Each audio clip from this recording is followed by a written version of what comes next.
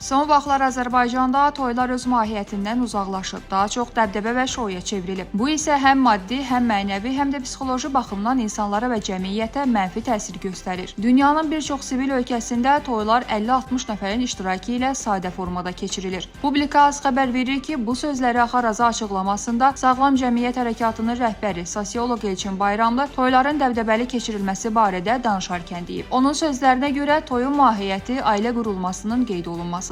Stat: Toy, şou və ya konsert deyil, dəbdəbə və zənginlik nümayişi və ya insanları borc və kreditə salan mərasim də olmamalıdır. Gənclər yüksək toy xərclərini ödəyə bilmədikləri üçün evliliyi təxirə salmaq məcburiyyətində qalır. Buna görə də sadə və az xərcli toylar keçirilməlidir. Çünki toy mənəvi dəyərlər üzərində qurulmalıdır. Bu mərasim pul xərcləmə yarışı və ya göstərişə çevrilməməlidir.